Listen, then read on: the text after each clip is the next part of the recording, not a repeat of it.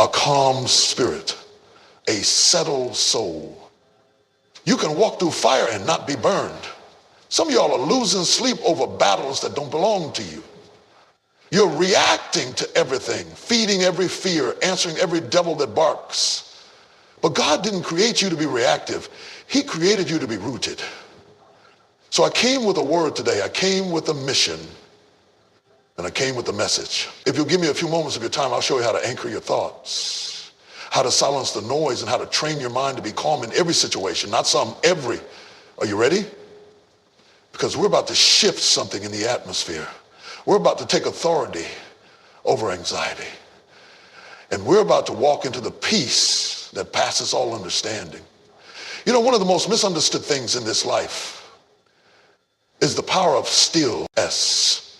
We live in a world that praises noise. It rewards the loudest voice in the room. It promotes hustle, chaos, and constant motion as if peace is something for the weak. But I came to tell somebody today, stillness is not weakness. Stillness is strength. Stillness is the sign that you know who you are and whose you are and whose you are. Stillness means you are rooted deep enough to know that storms can come, winds can blow, and waves can rise. But you're not moved because your faith is anchored in. Some of y'all have been told you always have to respond. You always have to clap back. You always have to defend yourself. But let me ask you something. What if your silence is louder than your words? What if your refusal to panic is your protest against the pressure? What if the enemy's greatest frustration is that no matter what he throws at, I don't know who this is for today, but somebody walked in here carrying chaos in them. Your spirit is noisy. Your heart is racing.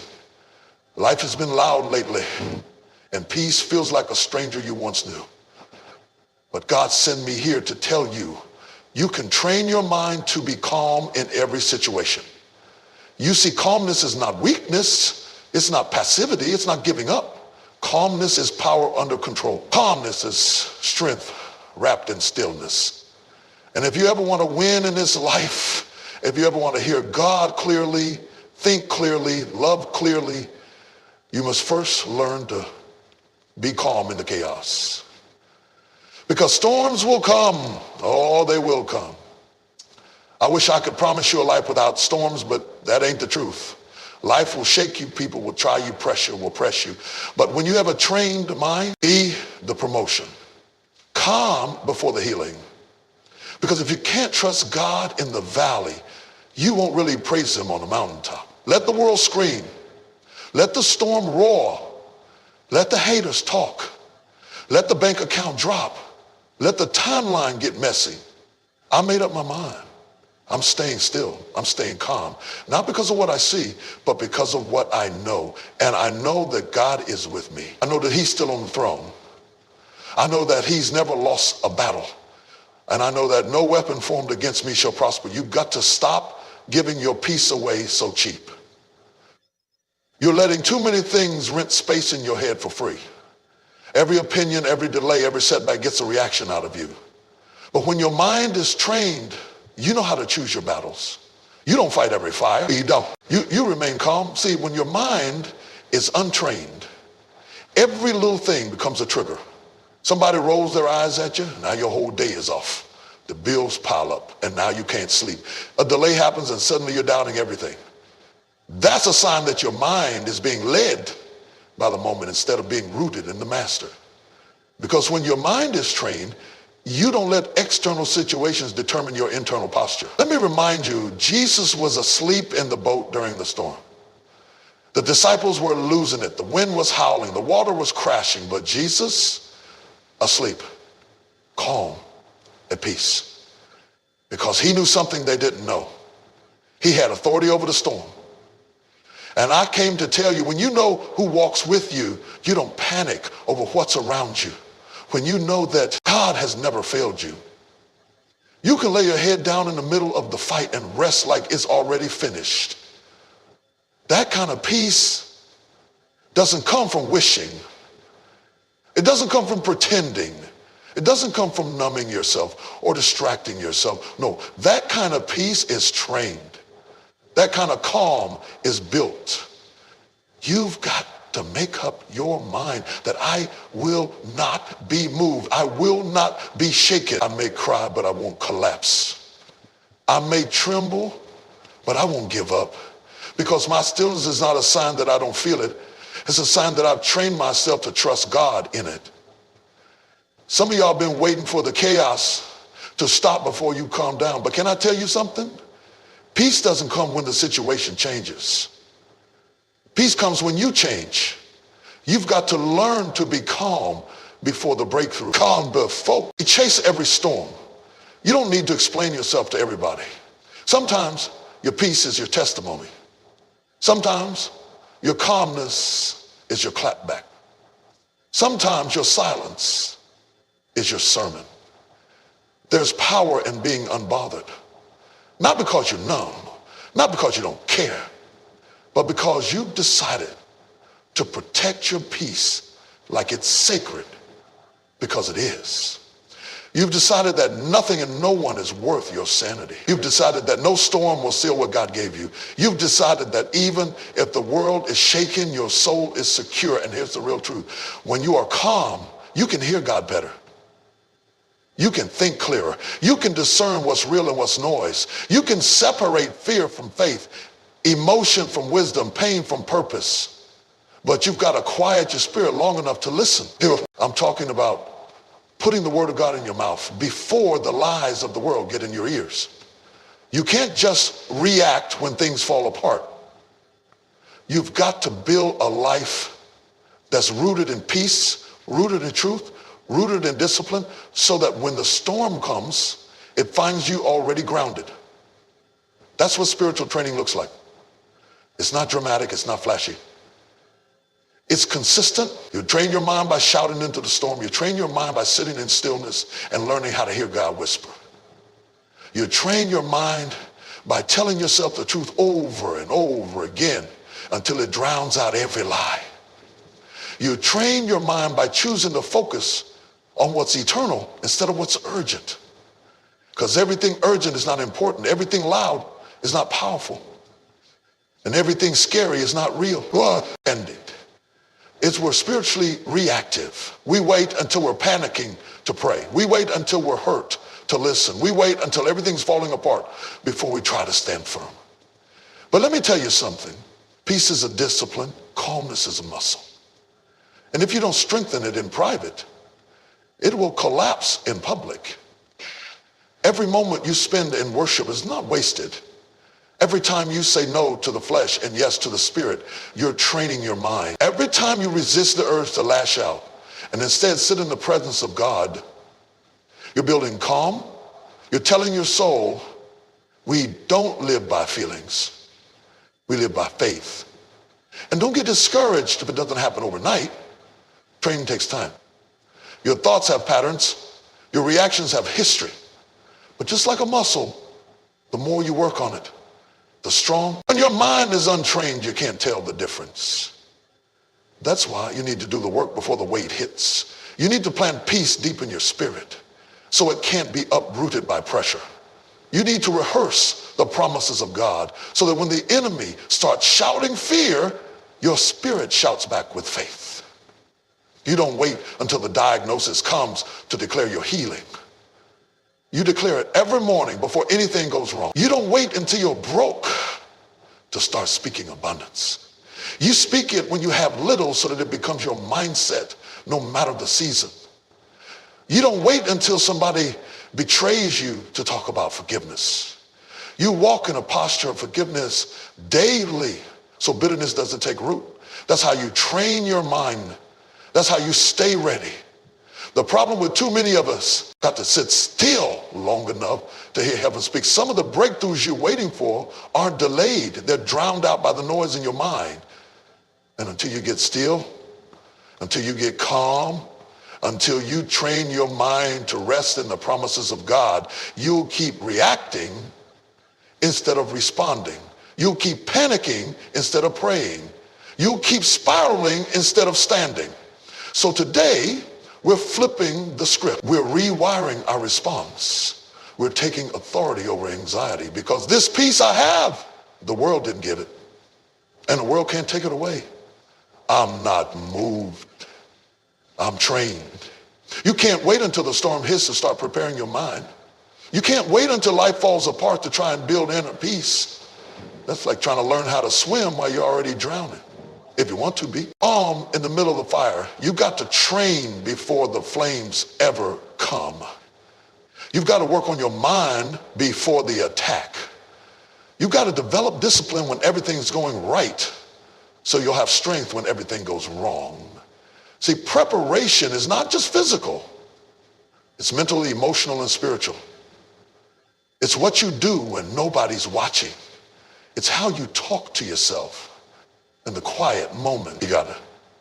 It's what you feed your spirit when life is still. Because the battlefield isn't out there. It's up here. The war is in your mind. And if you don't train your thoughts will train you. You have to build routines of peace before panic knocks on your door. I'm talking about prayer that isn't just reactive. It's daily. I'm talking about waking up and commanding your mind before the day commands you. It gets. Every day you wake up and choose peace, you're getting stronger. Every day you refuse to panic and instead pause and pray, you're getting sharper. Every time you catch your thoughts trying to spiral and you say, no, I'm not going there today, you're reclaiming your mind. You're taking back control. And let me tell you, when your mind is trained, life hits different. You stop giving everything access. You stop panicking over every delay. You stop jumping into every argument. You stop looking for validation in places that once made you anxious. Because your calm doesn't come from circumstances, it comes from clarity. You know who you are. You know who God is. And you know that peace is not something you wait for. It's something you prepare for. There are going to be moments in your life when the world is spinning about your declarations. You've got to make it a habit to speak life, to speak faith, to speak peace until your spirit starts believing it, even on your worst days. What you meditate on will either heal you or haunt you. Some of us are emotionally stuck because we're mentally trapped. We keep circling around guilt, shame, what they did, what we lost, how we failed, and we wonder why peace keeps slipping through our fingers. But peace doesn't live in a tormented mind. Peace grows in a guarded mind, a renewed mind, a mind that's been surrendered to God. That's why the word says, be transformed by the renewing of your mind. Not your situation, not your job, not your bank accounts, your mind.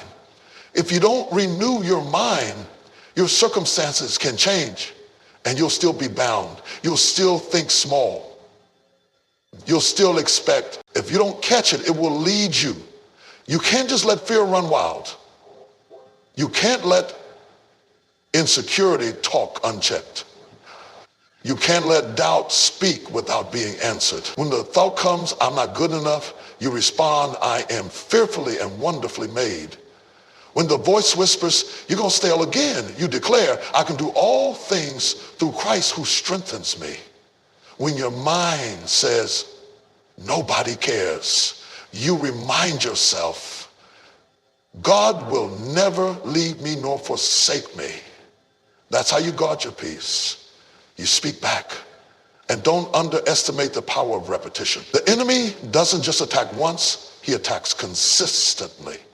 So if you want to defeat him, you've got to be consistent in return. You can't speak the truth once and then stay silent the next 10 times the lie comes back. You've got to be disciplined when people are looking to you for answers and everything in you wants to scream. But because you've trained, you'll be able to stand in that moment and say, I've already been here in my spirit. I've already walked through this in prayer.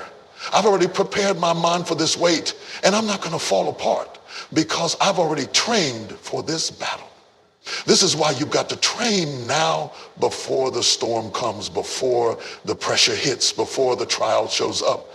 Because when you stay ready, You don't have to get ready. You've already built the foundation.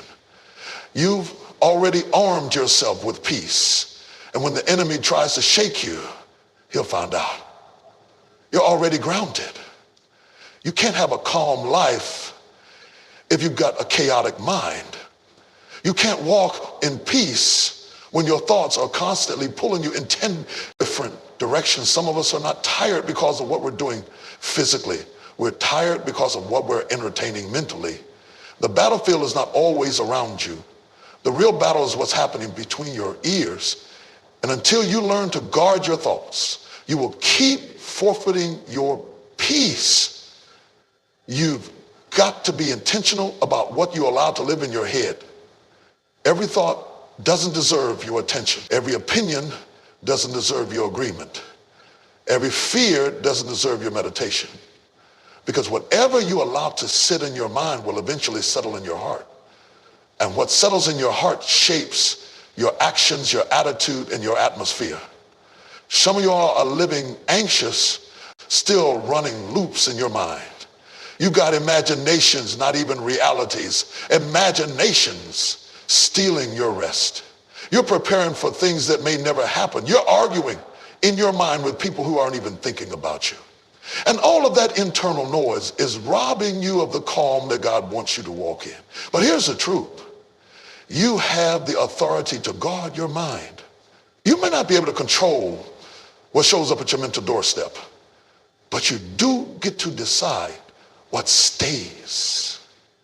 You don't have to let every thought take root. You don't have to let every lie grow legs. Just because it knocks doesn't mean you have to open the door. You have to start challenging those thoughts and asking, is this true? Is this helpful? Is this what God says about me?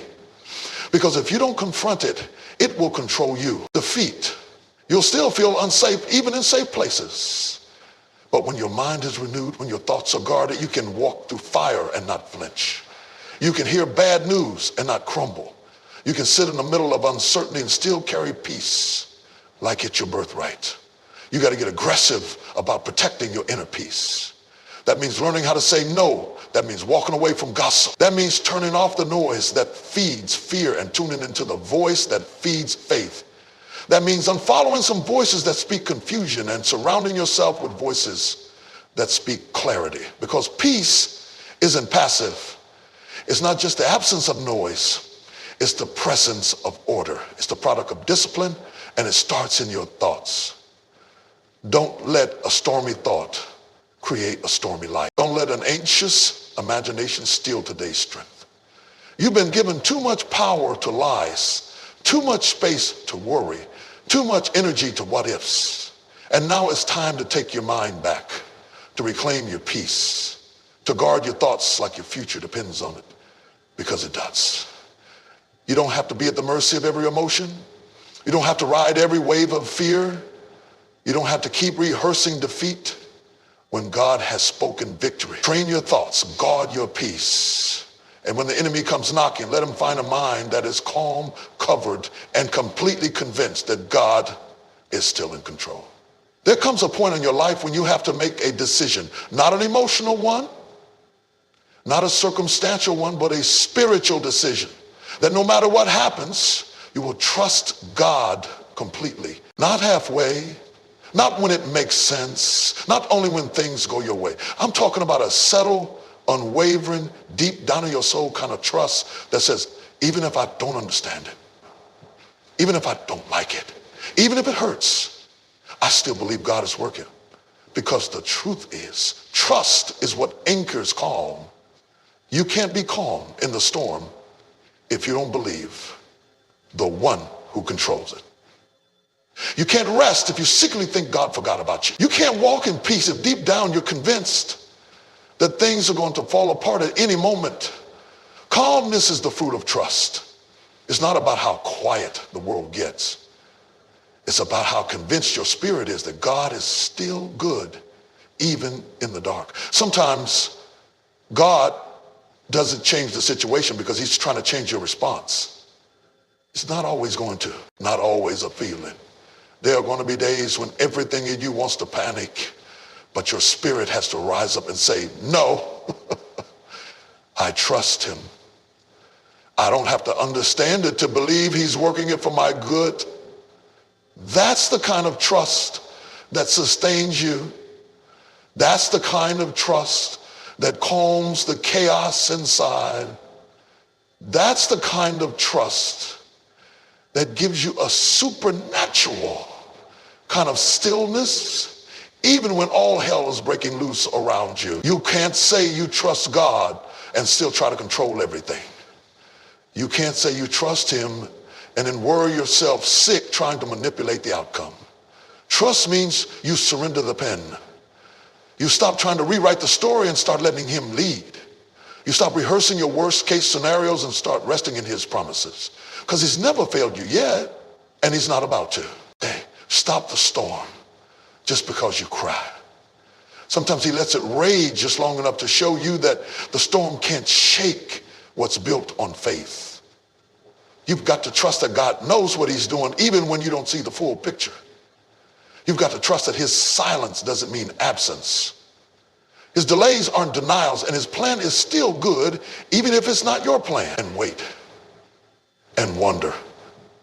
I know what it's like to carry questions that don't have clear answers.